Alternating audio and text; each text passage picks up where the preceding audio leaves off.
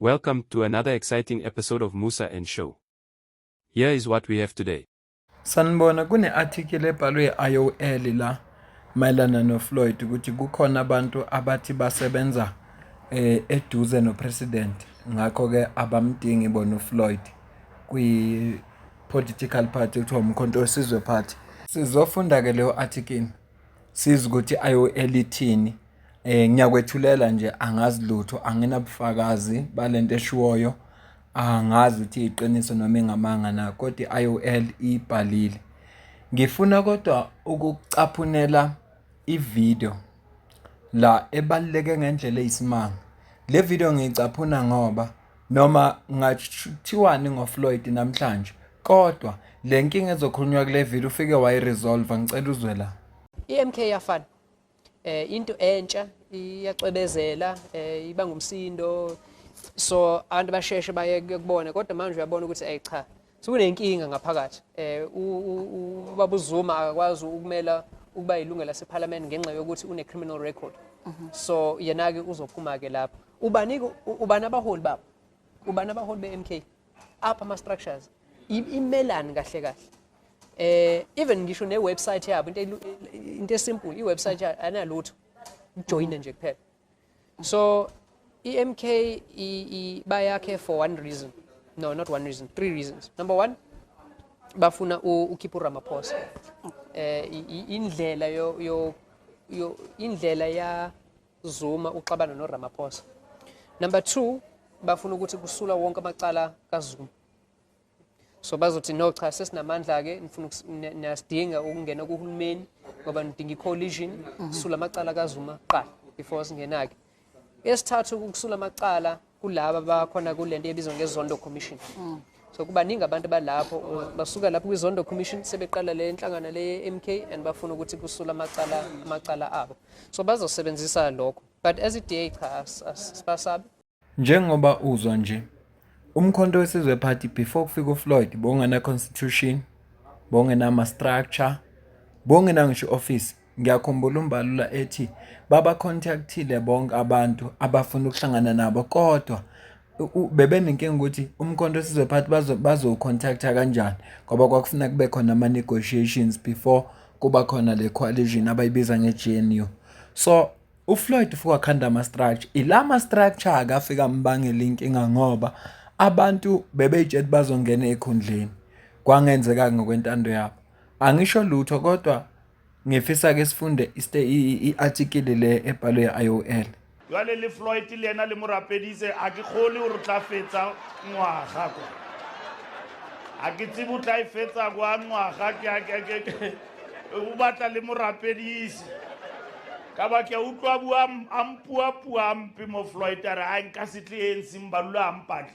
A ke o batle jo amkhala. Kutsekisa nka bana kutsibotsiwa ke bo Julius na kutsibo. Uthumbax la uFloyd nimthandazisa ngoba ngikholwa ukuthi uzowuqeda unyaka lapha. Nansi ke article ebhalwe IOL ibhala ukuthi abaseduze noZuma sebejikela uFloyd Shivambu njengoba iMK izilungiselela for ama elections ango-2026. Bathi ke ukukhula kwetension ngaphakathi kumkhonto wesizwe party sekuholele ekuthenini bathi abanye akakhishwe uSecretary General uFloyd Shivambu. Umthombo othembekile wangaphakathi usukuvezela ukuthi kunabantu abangagculisekile ngendlela ahola ngayo njengoba nje kubheka okhethweni la ngo-2026 ma local government elections. Bathi ke akucace ukuthi uhlulekile ukwenza lokho bekulindeleke kuye. Bathi uhlulekile ukukhulisa umkhonto wesizwe party. Bottom line is incompetent for lokho okudingwa iMK. Bathi ke iqiniso ukuthi akathandwa yilabo abangama ground forces ngoba akakwazi ukudeliver.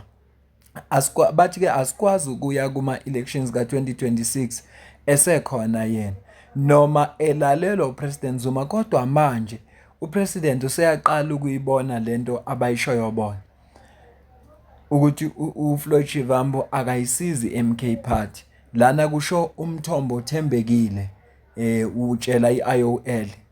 Iyaqhubeka IOL ithi ukukhula kwale ngxoshunqoshu zangaphakathi against uFloyd sezijule kangokuba zenza iqembu manje lehlukane ngoba abanye bayamdefenda abanye bathi akakhishwe. Uyindodakazi kaJacob Zuma, uDuduzile Zuma, owaphumela obala wamgxeka uFloyd wamthuka, bathi uyena manje osezama ukwakha ubudlelwane noZuma emva kokuba ehumiliatekile emveni uba ephoqeleka ukuthi akacela uxolo. Bathi futhi naye intayisho wathi uFloyd incompetent.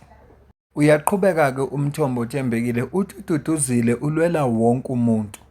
Futhi nale ntayisho ile eshuwa abantu abaningi khona kwi-political party. Kodwa ngenxa yokuthi kwavela kuye waphanishwa. Bathi kodwa manje upresident useyabona lento ababeyisho ngoFloyd. It's only a matter of time. Kugcizelela lo mthombo othembekile.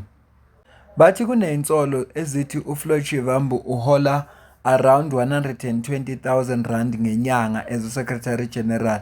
Khona kunjalo akakwenzi lokho okulindeleke kuye njengoSecretary General.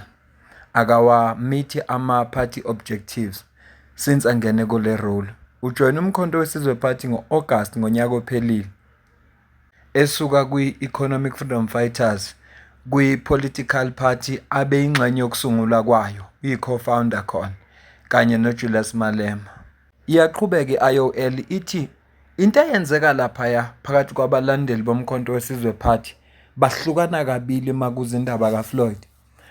Abaningi bayamthanda uFloyd futhi bayamdefend bese idlanzana alimthanda uFloyd. Yilo leli elifuna ukuthi akakhishwe laphaya angabe saba Secretary General. Bathi behind the scenes MK ilobi yakhuphuka njengoba manje iphokophele kuma local government election angonyaka ozayo as i-key strategy yabo. Bathi enye into futhi abayifunayo ukuthi aka-appoint abantu abaziwayo lapha on the ground. Open quotes, bathi sidinga abantu abakhethwe ngabantu khona manje. uFloyd akayena omunye wabo, iyo-ke leyo inkinga. Close quotes. Bathi noma ibukeke ngathi ithule la emphakathini, kodwa umkhonto wesizwe kulindeleke ukuthi iphinde imangaze abantu abaningi kuma-local government election njengoba kwenzeka kuma-national elections. Uphinde washo kanje umthombo othembekile wangaphakathi, open quotes, bathi sisebenza ngokuzikhandla on the ground and ama-local government election azoba enye surprise. Sifundile ukuthi senze iphutha futhi siyavuma ukuthi besingalindelanga ukuthi singathola isupport lesiyitholile. Ngokwethu nje besingayilindelanga, i-expectation yethu bengekho kuleyo level. Kodwa manje sesine-experience, awuzu 2026 sizosurprise abantu abaningi. And abantu ababe ready for ukuthi sizodeliver, sibukeni. Close quotes. Loyo-ke bekuwumthombo othembekile wangaphakathi oyilunga lomkhonto wesizwe party kodwa ophinde abe impimpi noma akhiphe izindaba atshele i-IOL. Inkinga yokuqala, uFloyd ufike kungena structure kumkhonto wesizwe party. Wafike bakhanda i-constitution, bakhanda i-structure. Manje umkhonto wesizwe party une-structure, kuyaziwa ukuthi sihamba kanjani. Bebebhizi nje nendaba zama-student command, i-youth league bathe bazoyilontsha ngeyi-16 June, i-women's league bathe bazoyilontsha ngeyi-9 August. Zonke lento lezi afike uFloyd zingekho ziyenzeka. Manje laba bomkhonto wesizwe party abebefuna izikhundla bafisa ngesingabe kube ngabe kuthiwa kuyavotwa ukuze bezokwazi ukukhethwa. Kanti kusese early for ukuthi i-political party ngathiwa iba nama-elections zoba kwakhona lokho kufuna i-strategy ukuthi kuzokwenziwa kanjani, kuzovotwa kanjani, azokhethwa kanjani abantu. Yonke loo nto leyo idinga i-planning. Manje angeke uplane loo nto leyo, kusafuna ulungise ikhaya libe in order. Kwenye ivideo yedlule ngake ngafaka ivideo kaMama uBusisiwe Mkhwebane echaza ukuthi kwabona labantu abakhethwayo kuma-detachments bayakhethwa, abaveli nje uFloyd ababeke nje labantu. Labantu ngiyaphinda namanje, labantu abawumthombo othembekile wangaphakathi bayilabantu abangawahamba ama-meetings omkhonto wesizwe party futhi abayona amalungu omkhonto wesizwe party ngoba lento abayenzayo iphambene ne-constitution yomkhonto wesizwe party. Ngiyabonga kakhulu. Bengithi nje angikulethele lento ebhalwe IOL futhi ngase ngithi angibakhumbuza abantu ukuthi uma ngabe lokho abakusho kuyiqiniso abakhumbule ukuthi i-MK Party beyingena structure. Mhlambe khona bona into ebebeyilindele ukuthi uFloyd uzoyenza. Kodwa i-MK Party ibiyinhlekisa. Uma ukhumbula nje lo yamlungu we-DA ade khuluma ukuthi ayina structure, asiyazi nokuthi imeleni. Ama leaders wayo ngobani.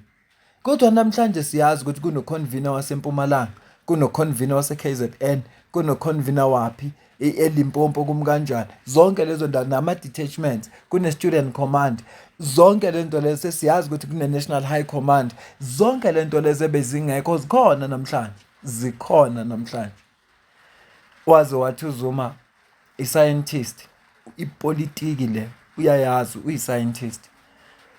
Angifuni kusho lutho ngoba angifuni ukuvela njengomuntu odefend uFloyd, cha, kodwa ngibeka iqiniso ngoba noma umuntu ungamzonda kodwa kufanelanga ungalikhuluma iqiniso ngayo.